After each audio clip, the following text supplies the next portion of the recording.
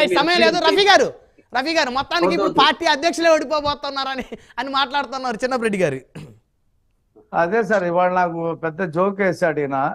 చిన్నరెడ్డి గారితో మొదటిసారి నేను మాట్లాడటం డిబేట్లో. మంచి జోకులు వేసేటువంటి వ్యక్తిగా ఆయన పరిచయం చేశారు మీరు. రెండోది ఏంటంటే, వాళ్ళకి జగన్మోహన్ రెడ్డి గారు ఒక 100 పోశాడు. ఏమని? 175కి 175. మరి 175కి 175 ఉంటే చంద్రబాబు నాయుడు గారు ఎలా గెలుస్తాడు? పవన్ కళ్యాణ్ ఎలా గెలుస్తాడు? ఎవరు గెలవదు. 25కి 25. అదే కదా. పురంధరేశ్వరి గారు గెలవదు, షర్మిల గెలవదు.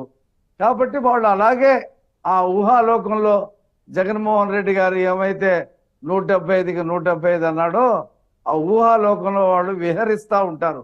ఎప్పుడు దాకా? 3వ తారీఖు రాత్రి దాకా.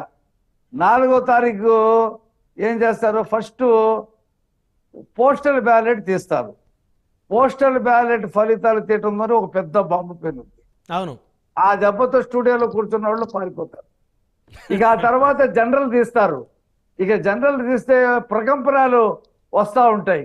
ఇక ఆ తర్వాత వచ్చి మేము మాట్లాడతాం 5వ తారీఖు అని చెప్పారు. చూసారా? ఫోనులు స్విచ్ ఆఫ్. మీరు ఫోన్ చేసినా రారు, స్విచ్ ఆఫ్. ఇది జరుగుద్ది, చూడండి మీరు. 5వ తారీఖు నాడు వైకాపాలో టీవీల్లో మాట్లాడే వాళ్ళు ఫోన్లన్నీ కూడా స్విచ్ ఆఫ్.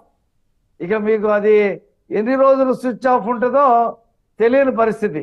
కాబట్టి వాళ్ళ ఈ జగన్మోహన్ రెడ్డిని నమ్మి, ఈ జగన్మోహన్ రెడ్డిని ఫాలో చేసి ఎవరైతే వైకాపా కార్యకర్త నాయకులు ఉన్నారో చాలా పెద్ద నష్టాన్ని, ప్రమాదంలో పడిపోతా ఉన్నారు. ఎందుకంటే ఆ పార్టీ రేపు 5వ తారీఖు తర్వాత ఇప్పుడు కేసీఆర్ పార్టీ మూతపడిపోయే పరిస్థితి ఉంది తెలంగాణలో. రేపు పార్లమెంట్ ఎన్నికలు ఫలితాలు వచ్చిన తర్వాత ఇప్పటికే 3-4 ఎమ్మెల్యేలు క్యూ కట్టారు. ఇంకా 25 మంది ఉన్నారంట క్యూ కడతానికి. అదే పరిస్థితుల్లో ఇక్కడంతా కూడా ఇక దానికి రాజకీయ సమాధి అయిపోతా ఉంది. మేము ఓడిస్తున్నాం. కూటమి అభ్యర్థులు మేము వైకాపాని చిత్తుగా ఓడిస్తూ ఉంటే షర్మిల ఆ పార్టీకి సమాధి కట్టబోతా ఉంది. ఎందుకంటే ఇక ఆ తర్వాత వాళ్ళందరూ కూడా మళ్ళీ రాజశేఖర రెడ్డి, షర్మిల ఒక బొమ్మ మారుస్తారంతే. రాజశేఖర రెడ్డి బొమ్మ ఉంటుంది, కింద షర్మిల బొమ్మ పెట్టుకొని 3 రంగులు. ఇప్పుడు కూడా 3 రంగులే. అప్పుడు కాంగ్రెస్ 3 రంగులు వేసుకొచ్చి అప్పుడు వస్తారు. ఎలా ఉండబోతుందంటారు ఫలితాలు? 1 సైడ్. కడపలో షర్మిల గారికి షర్మిల గెలుస్తుందని చెప్పేసి వార్తలు వస్తా ఉన్నాయి. నేను సాయంత్రం చాలా మంది షర్మిల గెలుస్తుందని పులివెందల్లో వచ్చిన రిపోర్ట్ కానీ మీడియాలో వాళ్ళు చేసిన సరిగ్గా షర్మిల గెలుస్తుందని చెప్పి వస్తున్నాయి. ఇప్పుడు స్విచ్ ఆఫ్ చేసుకున్న వాళ్ళందరూ కూడా రేపు షర్మిల జెండా వేసుకొని అప్పుడు పిలిస్తే వస్తారు మీరు. సో అంటే షర్మిల గారి గొడుగు కింద వీళ్ళందరూ తలదాచుకుంటారంటారు. మొత్తం అందరు పోవాల్సింది, అసలు ఆ పార్టీ ఉండదు. ఆ పార్టీ భూస్థాపితం అయిపోద్ది. ఈ జగన్మోహన్ రెడ్డి గారు కంటిన్యూ చేయాలి. 1 కాదు 2 కాదు 6 లక్షల కోట్లు దోచేశాడు ఈ రాష్ట్రంలో. గవర్నర్ గారి దగ్గర సంతకం తీసుకోవటం, పర్మిషన్, కేసు పెట్టడం, జైలుకి పంపించటం. ఇక అదే మిగులుద్ది. ఇక మీరు చూడండి కావాలంటే. గాది వెంకటేశ్వర గారు కంక్లూజన్ ఇవ్వండి. ఏంటి చిన్నరెడ్డి గారు కాన్ఫిడెన్స్ గా మొత్తం పార్టీ అధ్యక్షులు 4 పార్టీల అధ్యక్షులే ఓడిపోతా ఉన్నారని చెప్పేసి శపథం చేస్తా ఉన్నారు. ఏమన్నా దాంట్లో ఇప్పుడు నేను జగన్మోహన్ రెడ్డి గారు ఓడిపోతాడు అంతే, అది కరెక్ట్ అంటలే. కానీ అలాంటి కాదు మాట్లాడుకోవాల్సింది. మనం సోదరుడు చెప్తున్నాడు డబ్బులు పంచారు, మేమేదో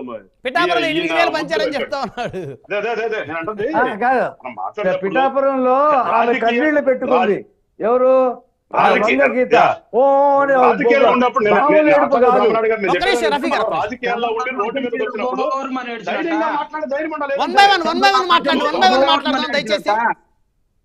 వెంకటేశ్వర గారు మీరు కంక్లూజన్ ఇవ్వండి. ఇప్పుడు రాజకీయాల్లో ఉన్నప్పుడు ఏదైనా సరే రోడ్డు మీద ధైర్యంగా మాట్లాడే స్థితిలో ఉండాలి ఎవరైనా. నేను అంటే అది కోరుకుంటున్నాను రాజకీయ ఇక్కడ. నువ్వు చిన్నప్పుడు చెప్పాడు మేమేదో డబ్బులు పంచామని. నువ్వు నియోజకవర్గానికి ఎన్ని కోట్లు పంపించావు చెప్పు, అది కూడా ధైర్యంగా చెప్పు. లేదు మీరు డబ్బులు పంచలేదు, మేము వచ్చిన ముద్దులో పెట్టామని చెప్పగలుగుతావా? అది చెప్పండి. అందుకని ఏంటంటే కూడా చెప్పుకోవటం కాదు, మనది కూడా మనం ధైర్యంగా వచ్చి చెప్పగలిగే స్టేజ్ లో రాజకీయ నాయకులు ఉంటే రాజకీయాలు బాగుపడతాయి, ఈ రాష్ట్రం బాగుపడుతుంది. అది నేను కోరుకున్నది. అందుకని ఒకటి మాత్రం వాస్తవం అండి, ప్రజలు ఒక ఆలోచన చేసినప్పుడు ఖచ్చితంగా దాన్ని గౌరవించాలి. ఇవాళ రఫీ గారు అన్నట్టుగా మేము ఓడిస్తున్నాం అనేది కాదు, దాన్ని అన్న వేరే అనుకో, మాకు పార్టీలుగా ఒక పార్టీని ఓడించడం కాదు. ఆ నైజం జగన్మోహన్ రెడ్డి గారికి ఉంది. ఏమన్నాడు, ఇది కురుక్షేత్ర యుద్ధం జరుగుతుంది. అంటే ప్రజాస్వామ్యంలో ఎలక్షన్స్ అంటే సెలెక్ట్ గుడ్ క్యాండిడేట్ అండి, సింపుల్. అది రాజకీయ పార్టీలో ఒక మంచి వ్యక్తికి ఓటే జనం అనుకుంటారు, కానీ యుద్ధం సిద్ధమా అంటున్నాడు. అక్కడ అలా నైజం తెలియట్లా. నేను కోరుకుంటుంది అది కాదు, యుద్ధం కాదు. ఎప్పుడైనా మనం తెలుసుకోవాల్సిన ప్రజాస్వామ్యంలో ఎలక్షన్స్ అంటే ప్రజలు ఒక మంచి క్యాండిడేట్ ఎన్నుకునే అవకాశం ఉంటాం, ప్రశాంతంగా స్వాతంత్రంగా ఎన్నుకోవాలి. బాంబులు రోడ్డు మీద రావడం కాదు. ఎందుకని వీళ్ళకి ప్రజాస్వామ్యం తెలియట్లా ఇంకా వైఎస్ఆర్ పార్టీ వాళ్ళకి. ఇక్కడైనా నేర్చుకోండి రా బాబు, ప్రజాస్వామ్యం అంటే ఏంటి, రాజకీయాలు అంటే ఏంటి అనేది ఒకసారి నేర్చుకుంటే మనం ఒక మంచి పరిపాలన ఇస్తాం, ఒక మంచి నాయకులుగా రాష్ట్రంలో మిగిలిపోతామని చెప్పి వాళ్ళకి కూడా చెప్తున్నాను. రైట్ జగదీష్ గారు. బ్రహ్మనాయుడు గారు ఒక్క మాట, పవన్ కళ్యాణ్ గారిని ఓడించడానికి చంద్రబాబు నాయుడు గారు చేసినటువంటి కుట్ర మహాసేన మీడియా వాళ్ళతోటి ప్రత్యేకంగా పవన్ కళ్యాణ్ కి ఓటేయొద్దని చెప్పించాడా లేదా, ఇది చెప్పండి సార్ మీరు. ఒక నిమిషం జగదీష్ గారు, ఎవరో ఒక వీడియో పెట్టి గెలవమంటే గెలిచి ఓడమంటే ఓడే పరిస్థితి కాదు. ఒక్క నిమిషం సమయం లేదు. చిన్నరెడ్డి గారు, మీ ప్రశ్నకి నేను చెప్తా సమాధానం. ఎవరో మహాసేన రాజేష్ అనేటువంటి వ్యక్తి ఒక వీడియో పెట్టగానే ఒక 3-4 లక్షలు వ్యూస్ రావచ్చు, కానీ 3-4 ఓట్లు కూడా పడే పరిస్థితి గ్రౌండ్ లెవెల్లో లేదన్న విషయం గ్రౌండ్ లో తిరిగి మీకు తెలుసు. వ్యక్తికే పవన్ కళ్యాణ్ ఫోన్ చేసినటువంటి వ్యక్తి సార్, అలాంటి వ్యక్తికే 3 ఓట్లు లేనటువంటి వ్యక్తికి అది విఘ్నత ఉన్నది. అది మా యొక్క విఘ్నత. ఆ విఘ్నత లేనాడు నువ్వు చెప్పే వ్యక్తి. జగదీష్ గారు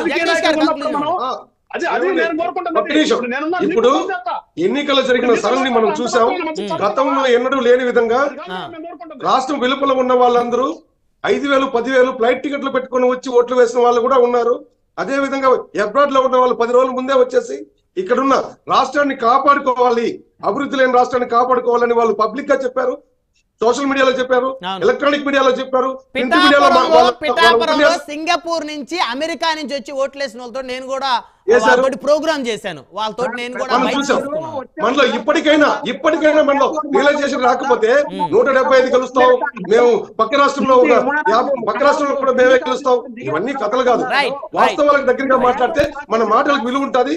మనం ఈ రోజు రాష్ట్రంలో ఉన్న వాస్తవ పరిస్థితుల పైన చర్చ పెట్టుకున్నప్పుడు కనీసం దగ్గరికి మాట్లాడడం విజ్ఞత అనిపించుకుంటుంది. మన చర్చ విన్న వాళ్ళు కూడా రేపు మనల్ని అప్రిషియేట్ చేసి చంద్రబాబు ఓడిపోతారు ఏంటంటే పిల్ల మాటలు అవసరం లేదు.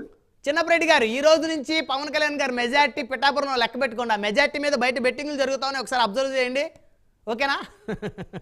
రైట్, సమయం లేదండి. రైట్, ధన్యవాదాలండి చర్చలో పాల్గొన్నందుకు. చిన్నరెడ్డి గారు వైఎస్ఆర్ కాంగ్రెస్ పార్టీ నాయకులు, గాది వెంకటేశ్వర గారు జనసేన పార్టీ గుంటూరు జిల్లా అధ్యక్షులు, సయ్యద్ రఫీ గారు తెలుగుదేశం పార్టీ రాష్ట్ర అధికార